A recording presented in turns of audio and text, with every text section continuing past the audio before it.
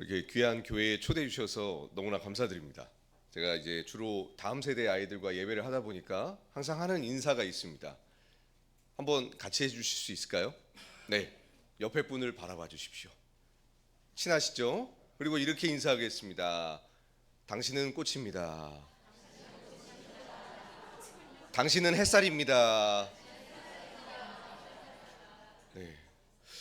아이들이 처음에는 이런 인사를 할 때 굉장히 어색해하면서 꽃이야 햇살이야 보다는 이제 육두문자가 먼저 나오다가 몇 개월 지나면 이제 슬슬 축복을 하기 시작하면서 아이들의 얼굴이 밝아지기 시작합니다.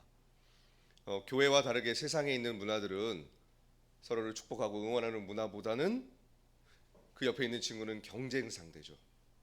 그리고 반드시 보이진 않지만 친한 친구이지만 내가 그 친구보다 무언가는 더 잘해야 되는 그 사회적 시스템 안에 들어있기 때문에 우리 어린 아이들이지만 경쟁 구도 가운데 있습니다. 근데 우리 아이들이 함께 모여서 서로를 축복하고 응원하다 보면 아이들 표정이 밝아져요. 그리고 웃을 일이 별로 없잖아요. 왜냐면 학교 갔다가 학원 가고 학원 숙제하고 자고 이 패턴을 초등학교 때부터 대학교 갈 때까지 해야 되죠. 그런데 끝난 줄 알았더니 대학교부터 또 열심히 공부하고 직장 가고 일평생 공부를 해야 된다는 걸 어느 순간 깨닫기 시작하면서 아이들은 인생은 끝없이 공부해야 된다라는 걸 깨닫게 되면서 웃음을 잃어버립니다. 그런데 예수 그리스도 안에 있을 때 우리 아이들이 진정한 웃음 그리고 회복, 치유, 자유를 경험하는 것을 저는 이제 학교에서 계속 경험하고 있습니다. 오늘 그 이야기를 나누려고 합니다. 제가 준비한 PPT 전환 부탁드립니다. 이렇게 인사를 같이 했어요. 네. 오늘 웨이크업이라는 주제로 이야기를 나눌 건데요. 말씀을 읽었으니까요. 저는 지금 현재 경화여자중학교라는 데서 이제 교목을 하고 있고요. 선교 목사로 교목을 하고 있고 또 신학교에서 이 학원복음화에 관련된 강의를 하고 있습니다. 신림동에 있는 왕성교회 협력 선교사로 되어 있고요. 우리 제가 이 프로필을 소개하는 건 어른들을 위해서. 그런데 보통 청소년 예배나 청년 예배 갔을 때는 다른 거 다 삭제하고 인스타 아이디만 봐달라고 합니다. 그래서 팔로워를 꼭 눌러달라. 올해 목표 3,000명인데 아직 채워지지가 않았어요. 여러분의 도움이 간절합니다. 별로 와닿지 않으시죠? 네, 제가 왜 일부러 인스타 아이디를 보여드리면서 이렇게 설명을 드리냐면 우리의 다음 세대 아이들은 전화하지 않습니다. 페이스북 하지 않습니다. 카카오톡 그닥 사용하지 않습니다. 인스타라는 것을 사용합니다. 우리 아이들의 소통 방식이 저 인스타 안에서 이제 그 문자를 DM이라고 하거든요. 그걸 보내면서 소통을 해요. 지금 이해 안 되시죠? 네, 정상입니다.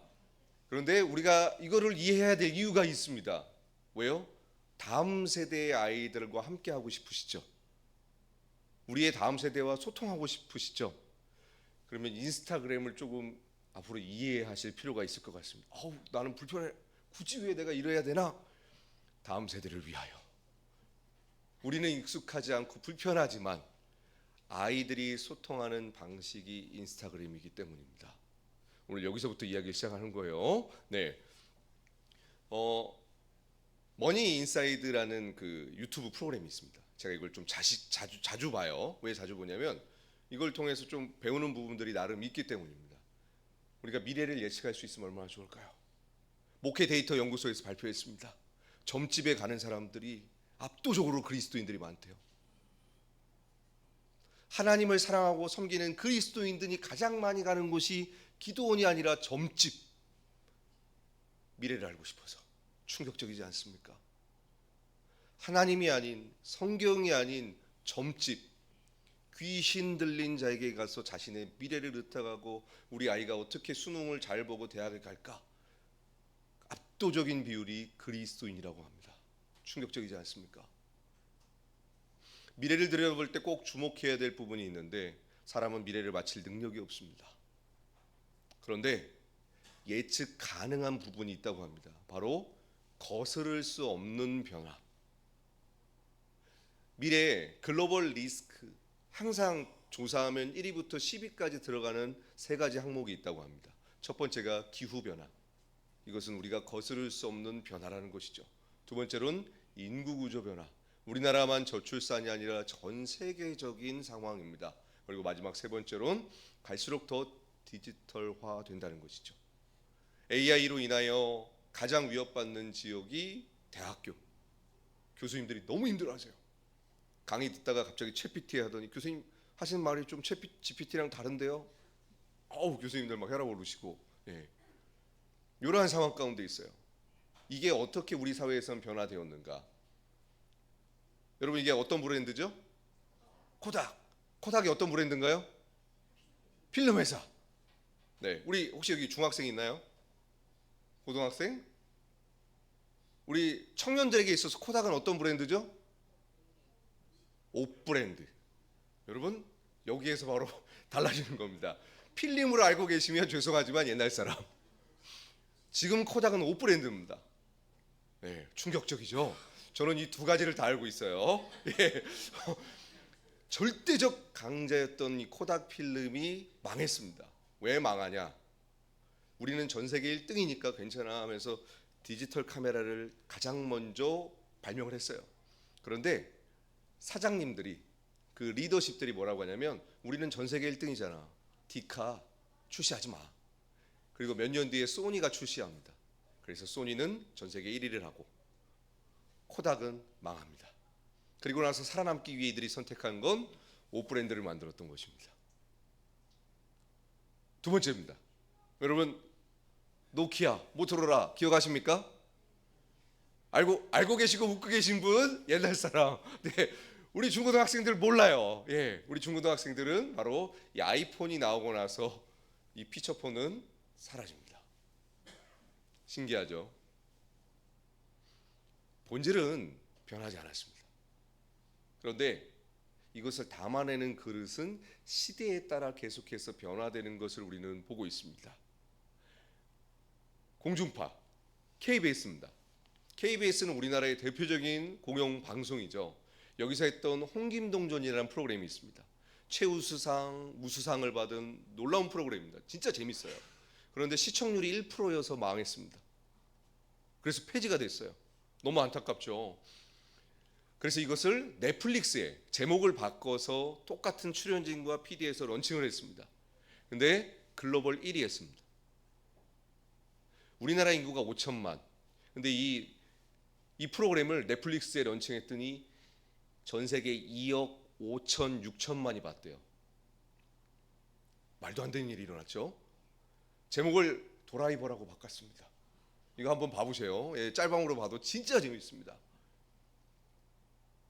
왜 사람들은 KBS는 안 보고 넷플릭스를 볼까요? 똑같은 방송입니다. 근데 뭐가 변했냐면 이 방송을 담아내는 플랫폼이 바뀌었습니다. 네, 플랫폼 차이. 모래시계 기억하십니까? 또 웃으시면 옛날 사람. 네, 그때 그 프로그램이 정점 찍었을 때 67%가 봤대요, 우리나라 인구. 근데 지금은 최고 시청률 높은 프로그램이 10%를 넘을까 말까. 사람들은 이제 더 이상 프로그램을 보기 위해서 공중파, KBS, MBC, SBS에 앉아있지 않습니다. 스마트폰과 태블릿 안에서 OTT를 통해서 내가 원하는 장소, 시간, 나라에서 프로그램을 봅니다. 어른들에게는 뭐가 익숙하죠? 공중파가 익숙해요. 근데 우리의 다음 세대들은 다른 언어, 다른 문화, 다른 세상 속에서 살고 있습니다. 이 아이들을 우리 교회가 담아내야 돼요. 우리가 너무나 익숙한 주일 예배 11시, 우리가 너무나 익숙한 장의자, 우리가 너무나 익숙한 예배 형식, 우리는 당연한 것이고 너무나 기쁨이고 최고의 행복이에요. 근데 우리 아이들은 다른 문화 가운데 있다는 것입니다. 그럼 우리는 이 아이들을 버려야 될까요? 아니면 품고 같이 가야 될까요? 아니면 어른 말 들어야지, 나에게 맞춰, 이러고 갈 건가요? 우리는 이제 선택의 기록 가운데 있습니다. 제가 이 앞에 이야기를 한 이유는 이 통계를 보여드리기 위함입니다. 통합측 통계인데요. 통합측은 220만 명의 성도가 있습니다. 많죠. 그리고 우리 합동측이 225만 정도 됩니다. 양 교담 합하면 대충 한 450만 정도 돼요. 우리나라 인구가 5천만이고, 그리고 타교단들 합하면 한 500만. 그래서 우리나라 인구들이 크리스천이라고 하는 인구가 한 10% 정도 됩니다.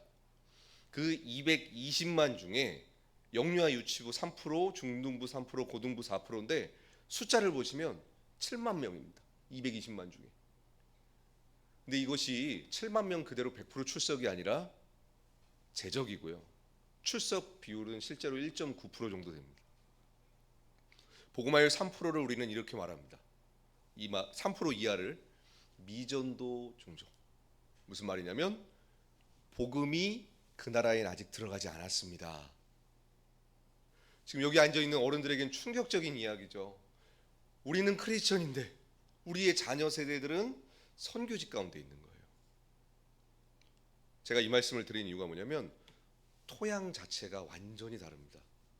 우리는 믿는 사람들이 많은 상황 가운데서 부흥을 경험하고 신앙생활을 했다면 지금 우리의 중학생 그리고 유치원생 고등학생들은 선교지라는 상황 가운데서 신앙생활을 하고 있습니다. 근데 우리는 당연히 이 아이들이 신앙이 좋고 믿음이 좋아서 신앙생활 하는 것처럼 신앙교육을 하잖아요. 선교지입니다. 우리 옆에 계신 분들에게 한번 눈을 마주치고 인사하겠습니다. 대한민국은 선교지입니다. 어른 기준 말고 다음 세대요. 그러면 우리 아이들에게 어떤 관점으로 접근해야 될까요? 얘들이 신앙이 있는 관점으로 접근해야 될까요? 없는 관점으로 접근해야 될까요? 네, 없는 관점으로 접근하셔야 됩니다. 철저하게 없는 관점으로 접근하셔야 됩니다. 그래야 이 아이들을 교회에 담아낼 수 있습니다. 220만 성도 중에 9,473개 교회가 있습니다. 제가 7만 명을 나눠봤더니 한 교회당 아이들이 있다고 기준했을 때 평균 7명입니다. 7명의 아이들밖에 없는 거예요. 그리고 통합축교단은 9,473개 교회 중에 80%가 200명 이하 교회입니다. 충격적이죠. 우리 합동측은 어떨까요? 11,000개 교회 중에 70% 7,700개 교회가 20명 이하. 영유아부터 청년 이르기 말하는 겁니다. 2021년 기준이고요. 2025년 기준은 9,350개 교회가 20명 이하 교회입니다. 그리고 전국에 있는 85% 교회가 100명 이하 교회입니다. 우리 100명 성도 넘죠? 전국 15% 안에 들어있는 교회입니다. 여러분 우리가 자꾸만 오륜교회, 분당 우리 교회 이런 대형 교회만 기준으로 삼아서 보기 때문에 어쩌면 우리 교회가 작다라고 생각할지 모르겠지만 11,000개 교회 중에 9,350개 교회 이상 되는 교회인 거예요. 어마어마한 교회인 겁니다. 제가 수많은 교회를 가고 있고 이 학원 사역에 대해서 강의도 하고 있지만 교회 개척 강의도 하고 있습니다. 우리 신대원생들 소원이 뭔지 아십니까? 성도 10명 되는 겁니다. 100명은 바라지도 않아요. 10명이 모이는 겁니다. 왜요? 10명도 안 모이니까요. 한국교회의 생태계가 이렇게 변했습니다. 그래서 여러분 우리의 인식이 변해야 되는데요. 성산교회는 결코 작은 규모의 교회가 아닙니다. 어마어마한 교회고 하나님께서 우리 귀한 교회를 통하여 다음 세대를 향해 역사하실 일이 있습니다. 오늘 그 이야기를 나누려고 합니다. 의왕시 인구가 15만입니다. 인구 대비 학생 수가 9%예요. 120개 교회 정도가 우리 의왕시에 있습니다. 100% 이 아이들이 교회에 나온다고 상상했을 때 나누었습니다. 한 교회당 평균 숫자입니다. 그리고 복음화율 2%입니다. 400명 정도가 교회를 나옵니다. 다음 세대. 이 아래 숫자에 우리가 집중하는 것은 결코 제가 바라는 포인트가 아니고요. 검정색 글자. 교회 밖에 다음 세대가 있다 없다? 있다. 우리가 생각하는 것보다 많다.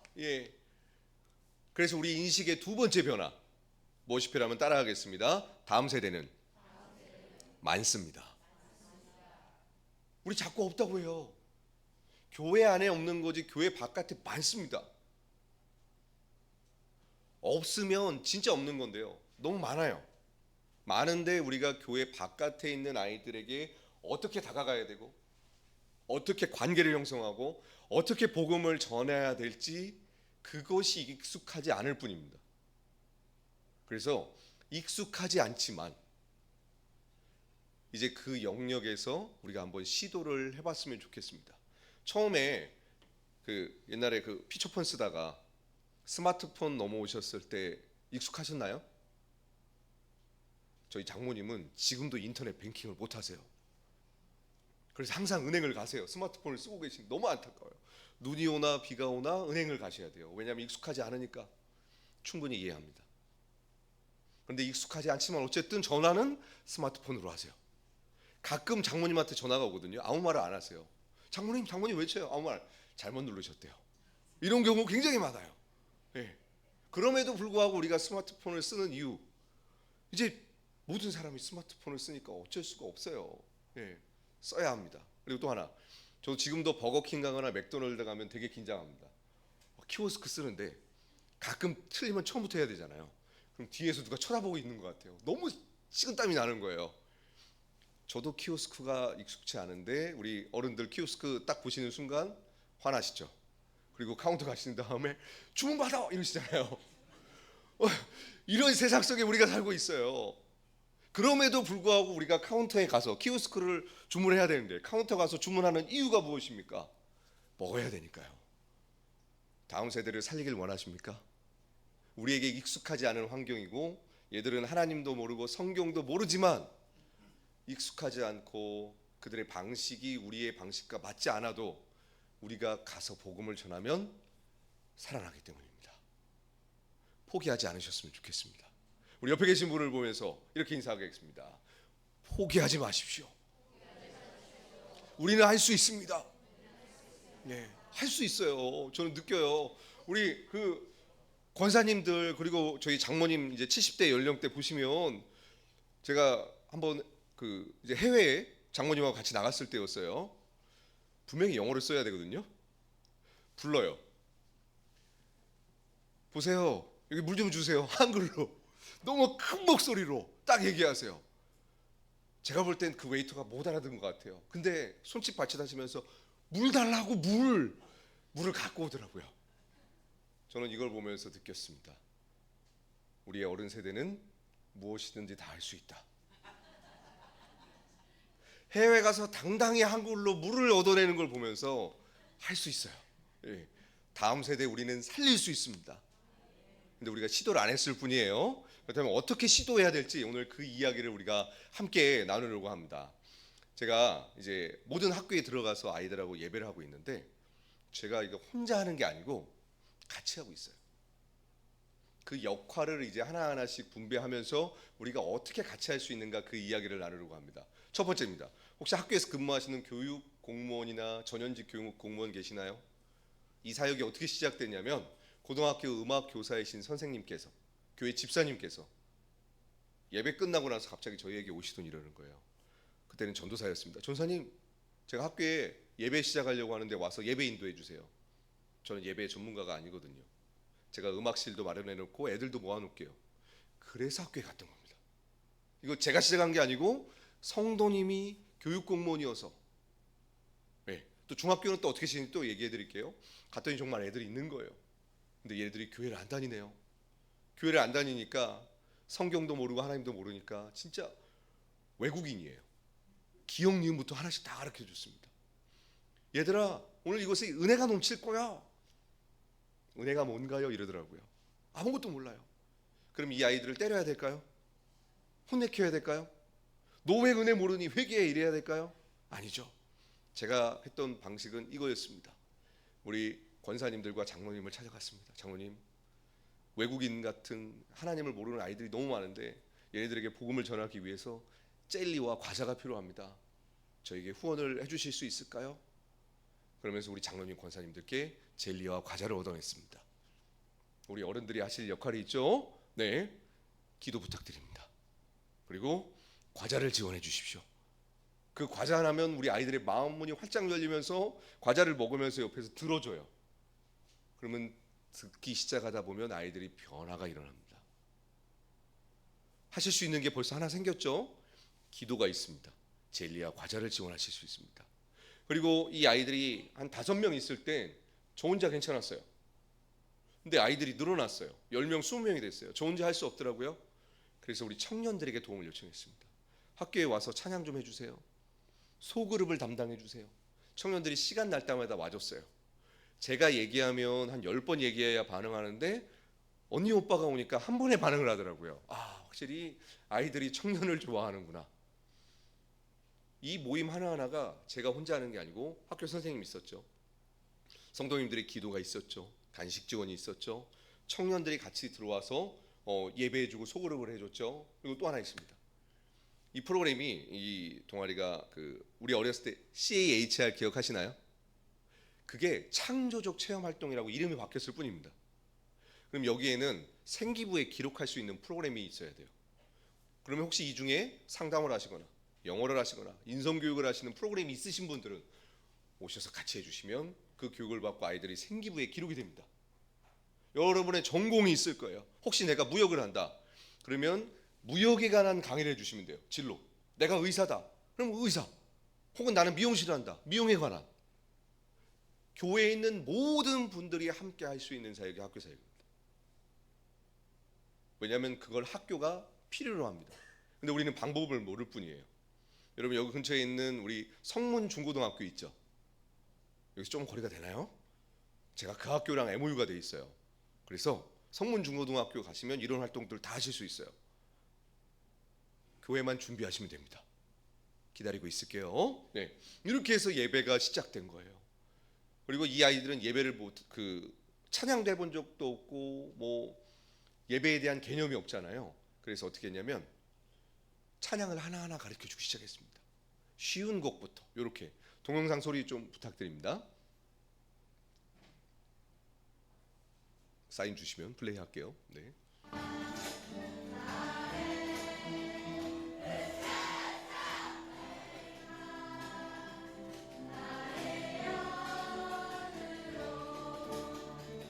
여러분 이게 처음부터 이렇게 되는 게 아니에요. 첫 3개월은 아무도 따라하지 않습니다. 왜요? 우리를 싫어하세요? 찬양을 몰라요. 이런 노래를 불러본 적이 없어요. 그러면 저희는 인내를 하면서 정말 우리 자녀들 중에 말을 잘 들은 자녀들도 있지만 이거 하라고 A 하라고 하면 B를 하는 친구가 가끔씩 집안에서 나오죠. 우리의 자녀를 생각하면서 인내하면서 아이들에게 가르쳐 줍니다. 3개월이 되면 열려라 에바다의 경험을 할 수 있어요. 네, 아이들의 입이 열려요. 그리고 자기들이 코러스를 만들고 율동을 만들어요. 이렇게 찬양을 하기 시작합니다. 그리고 이걸 꾸준히 이 한 곡을 1년 동안 부르면 이렇게 군가처럼 부릅니다. 제가 학교에서 지금 16년째 하고 있어요. 얼마나 많은 실패를 했을까요? 진짜 많은 실패를 하면서 이 노하우를 깨달은 겁니다. 1년 동안 똑같은 찬양을 하십시오. 그러면 그 어떤 학교라도 예수를 믿지 않는 아이들 90%거든요. 군가처럼 부릅니다. 놀라운 현장의 학교예요. 그리고 이제 중학교는 어떻게 시작했냐면요. 교회 행정실장님이 계셨어요. 이 행정실장님이 학교에서 예배한다는 이 설교를 들으시고 교장 선생님을 찾아뵙고 말씀을 드린 거예요. 우리 교장 선생님은 천주교 신자셨습니다. 그런데 교장 선생님이 허락을 해주셔서 시작을 했어요. 이런 식으로 예배가 시작되었고 또 이 영상에 볼 친구들은 어떤 친구들이냐면 여러분 혹시 천도교라는 종교 들어보셨나요? 우리나라 천도교에서 만든 재단의 학교예요. 점심시간마다 이렇게 예배하는데 여기도 처음에 이렇게 애들이 많지 않았어요.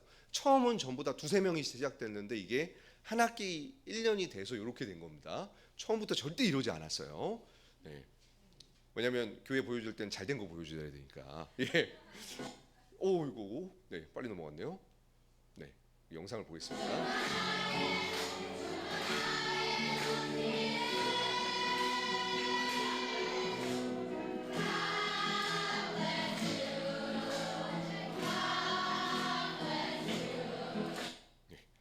이 아이들도 이 축복합니다를 1년 동안 불렀습니다.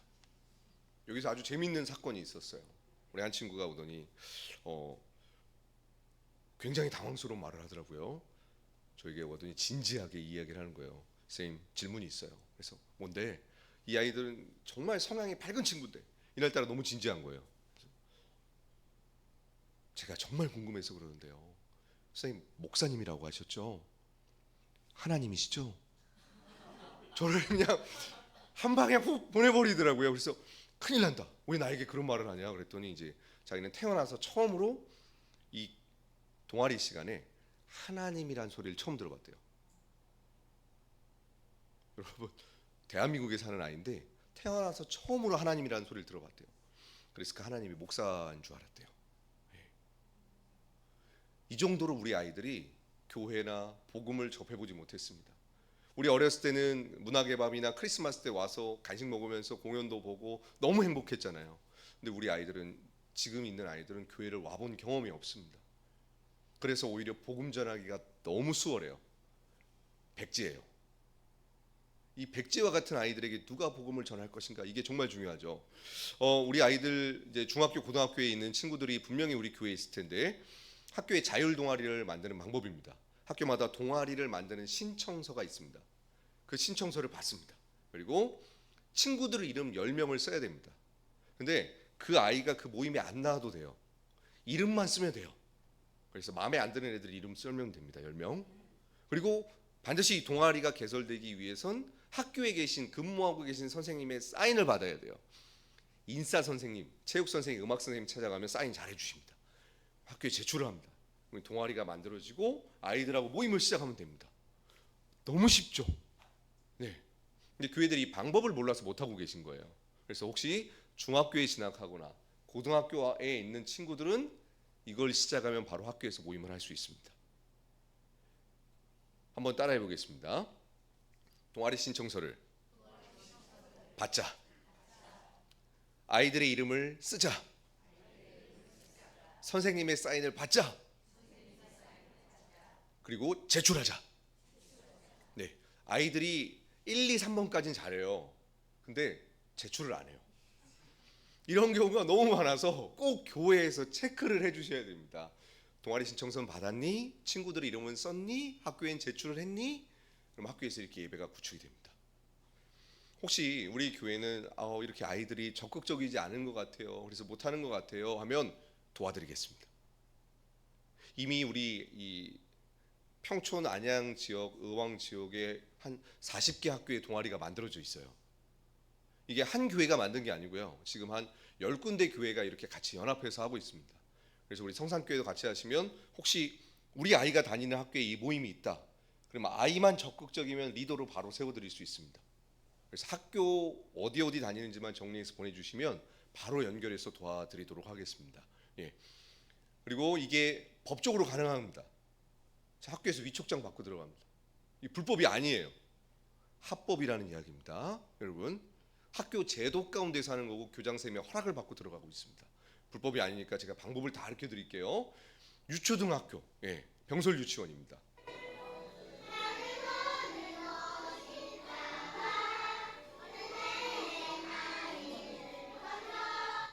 병설 유치원은 아이들끼리 스스로 못합니다.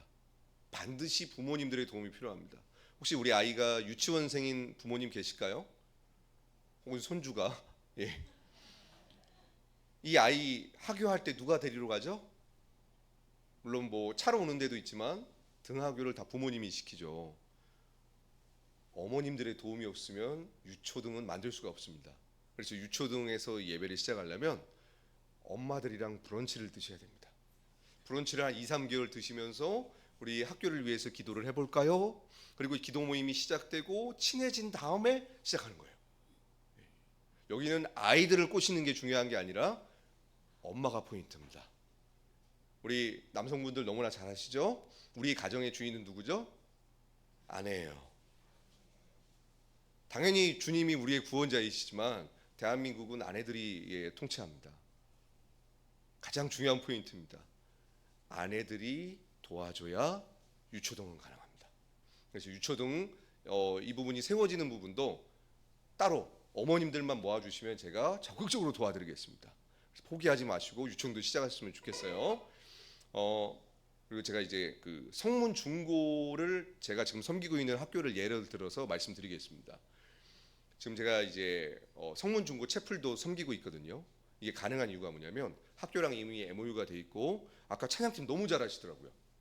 이 찬양팀이 그대로 가시면 됩니다. 그래서 채플 시간에 하시면 돼요. 대신 이제 좀 만약에 직장인이라면 그 연차나 월차를 내셔야겠죠. 네. 학교마다 찬양팀을 너무 필요로 합니다.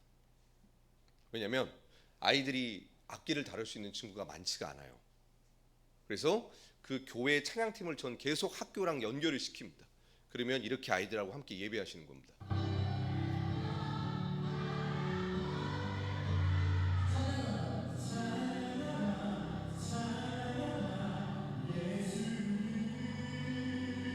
그리고 또 한 가지입니다. 점심시간에, 예, 점심시간에도 찬양 예배가 있어요. 애들끼리 자율적으로 모여서 여기도 찬양팀을 필요로 합니다. 찬양팀이 있고 가시면 되고, 또 하나 학교에서 뭘 요청하냐면 악기를 가르쳐 달라고 합니다. 혹시 우리 악기 전공하시거나 악기 쪽 분명히 친구분들 많으실 거예요. 아이들 악기를 가르치시면 이 아이들을 1년 동안 만나잖아요. 근데 교회를 안 다니거든요. 그럼 이 아이들하고 친해지면 교회로 옵니다. 이런 식으로 점심 때 해요.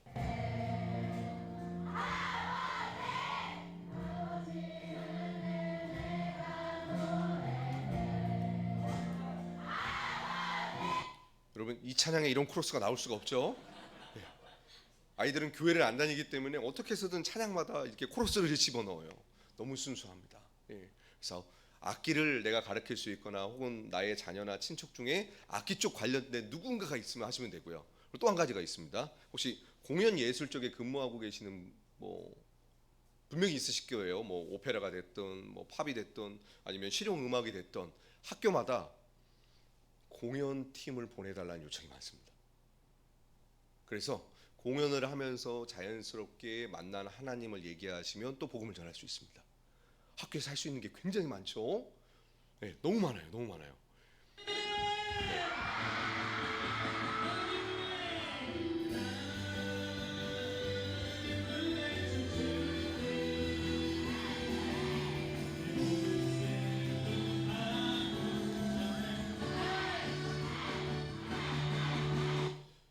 애들 많죠. 예, 제가 왜 아이들이 있는 영상을 보여드리냐면 지금 학교에는 애들이 넘쳐납니다. 그런데 학교의 요청은 뭐냐면 교회들이 꾸준하고 지속적으로 학교에 와달라는 요청이 제일 많습니다. 한 번이 아니고 한 번 와서 아이들에게 전하고 야 너네들 우리 교회 와야지 이게 아니고요. 1년 동안 꾸준히 하시면서 계속해서 그물을 던지고 하셔서 지속적으로 데려가라는 요청이 많아요. 그래서 학교 사역을 하실 때는 그냥 일회성이 아니라 우리 주일학교처럼 꾸준히 지속적으로 하신다라고 생각하시면 될 것 같습니다. 예. 그러면 이 아이들이 자연스럽게 교회 갑니다. 우리의 인식이 세 번째로 바뀌어야 될 영역이 있습니다. 네. 따라하겠습니다. 학교에는 아이들이 넘쳐납니다. 예. 그리고 여기 학교의 특징이 있죠. 물고기가 학교에 갇혀 있어요. 바다에 풀려 있는 물고기를 잡는 게 아니고요. 딱 고여 있는 물에 있는 아이들입니다. 누가 올 것인가? 누가 지속적으로 올 것인가? 누가 지속적으로 이 아이들을 품고 기도해주고 응원해줄 것인가? 이거에 따라서 아이들이 갑니다. 왜냐하면 아이들은 관계가 형성되고 신뢰가 있는 사람한테 갑니다. 어른하고 좀 달라요. 아이들은 관계가 형성된 교회로 갑니다. 요게 포인트입니다. 그래서 우리 성산교회가 학교에 와주셨으면 좋겠어요. 그리고 또 한 가지 마지막 제가 생태계를 구축하는 방법이 있는데요. 이제 저는 이제 학교랑 MOU를 맺고 이렇게 들어가니까 이게 다 합법적인 거예요. 불법이 아니고. 그리고 이제 마지막 단계인데요. 저희가 도시별로 학교들 연합 집회를 합니다.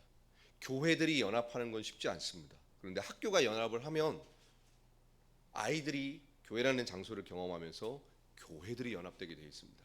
여기가 우리 안양 지역입니다. 우리 바로 붙어 있죠. 의왕 안양은 뭐 붙어 있는 거라고 보면 될 것 같아요. 저희가 이게 학교 연합 집회를 하면 한 4, 50군데가 모이고 450명에서 한 500명 정도 모여요.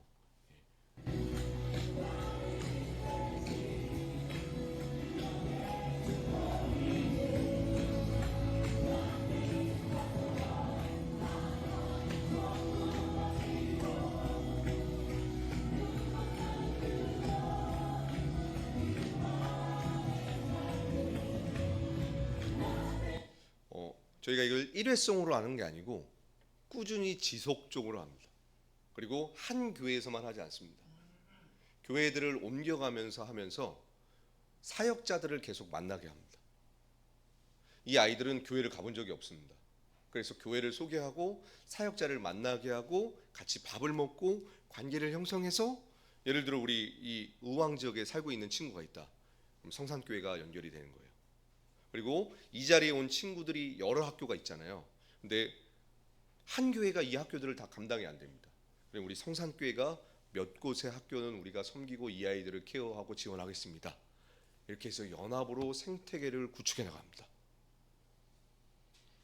다음 세대에게 복음을 전하는 게, 옛날에는 교회 안에 결혼과 출산을 통해서 많은 아이들이 교회에 있었고 이 아이들만 관리하면 됐었잖아요. 근데 지금은 이제 출산을 하지 않아서 아이들이 어디에서 갑자기 뚝딱 나타나지 않습니다. 근데 여전히 학교에는 아이들이 많습니다. 우리 성산교회가 누군가는 기도해 주시고 누군가는 간식을 지원해 주시고, 또 우리 청년들이 연합해서 학교 현장에 오고 또 다양한 달란트를 가지고 학교에 함께 해주신다면 학교에 연결이 되면서 다음 세대가 우리 교회에 오기 시작하겠죠. 네. 그래서 온 교회가 함께 할 수 있는 사역이 이 학원 사역입니다.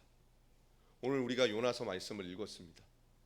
굉장히 충격적인 말씀이에요. 뭐냐면 하나님이 요나에게, 교회에게 말씀을 하시는데 익숙한 장소가 아니에요. 니누에입니다.